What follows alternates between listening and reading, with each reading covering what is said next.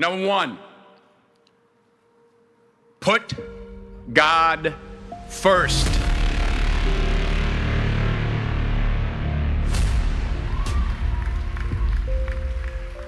Put God first in everything you do.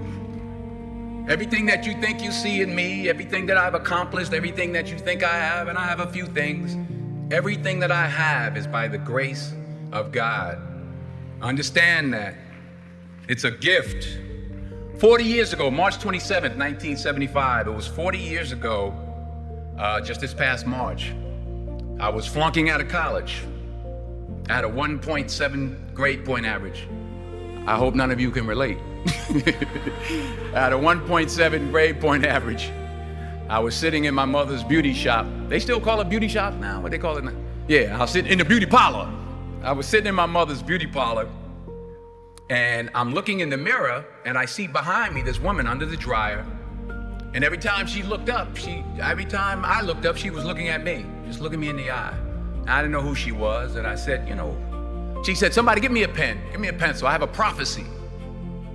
March 27, 1975, she said, boy, you are gonna travel the world and speak to millions of people. Now mind you, I was flunked out of college. I'm thinking about joining the army. I didn't know what I was gonna do, and she's telling me I'm gonna travel the world and speak to millions of people.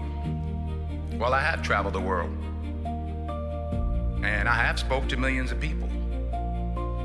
But that's not the most important thing, the success that I had. The most important thing is that what she taught me and what she told me that day has stayed with me since.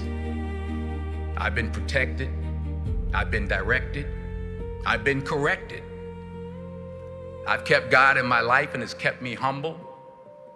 I didn't always stick with him, but he always stuck with me. So stick with him in everything you do. If you think you want to do what you think I've done, then do what I've done and stick with God. Number two, fail big. That's right. Fail big. Today is the beginning of the rest of your life, and it can be very frightening. It's a new world out there. It's a mean world out there, and you only live once. So do what you feel passionate about. Take chances professionally. Don't be afraid to fail. There's an old IQ test, was 9 dots, and you had to draw 5 lines with a pencil within these 9 dots without lifting the pencil. The only way to do it was to go outside the box. So don't be afraid to go outside the box. Don't be afraid to think outside the box. Don't be afraid to fail big, to dream big. But remember, dreams without goals are just dreams, and they ultimately fuel disappointment. So have dreams, but have goals. Life goals, yearly goals, monthly goals, daily goals. I try to give myself a goal every day. Sometimes it's just to not curse somebody out. Simple goals, but have goals. And understand that to achieve these goals, you must apply discipline and consistency. In order to achieve your goals, you must apply discipline, which you have already done, and consistency every day, not just on Tuesday and miss a few days.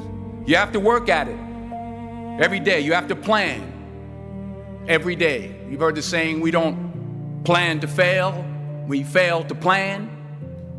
Hard work works.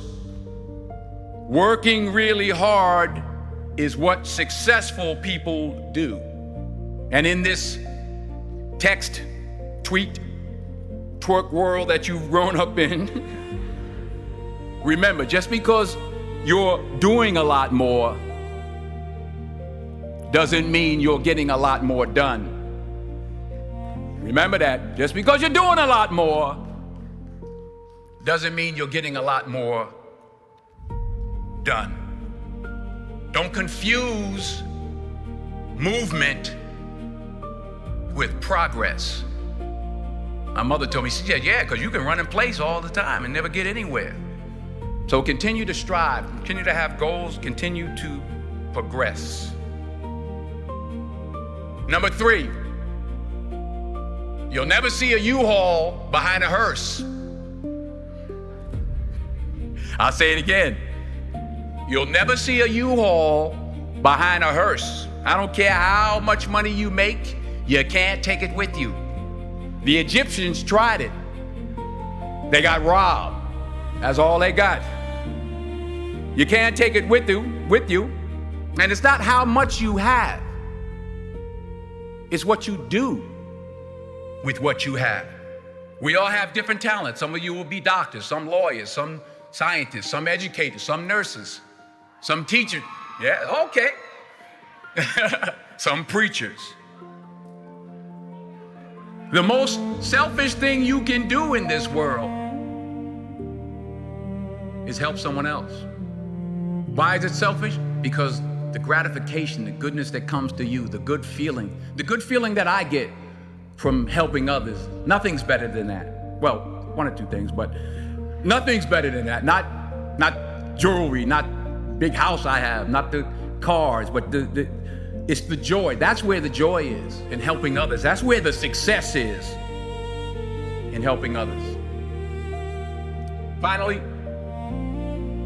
I pray that you put your slippers way under the bed tonight, so that when you wake up in the morning, you have to get on your knees to reach them. And while you're down there, say thank you for grace. Thank you for mercy. Thank you for understanding. Thank you for wisdom. Thank you for parents. Thank you for love. Thank you for kindness. Thank you for humility. Thank you for peace. Thank you for prosperity. Say thank you in advance for what's already yours. It's how I live my life. That's why I am, one of the reasons why I am today. Say thank you in advance for what is already yours. True desire in the heart for anything good is God's proof to you, sent beforehand to indicate that it's yours already. I'll say it again. True desire in the heart, that itch that you have, whatever it is you want to do, that thing that you want to do to help others and to grow and to make money, that desire, that itch, that's God's proof to you, sent beforehand already to indicate that it's yours. And anything you want good, you can have. So claim it. Work hard to get it. When you get it, reach back. Pull someone else up. Each one, teach one. Don't just aspire to make a living. Aspire to make a difference. Thank you.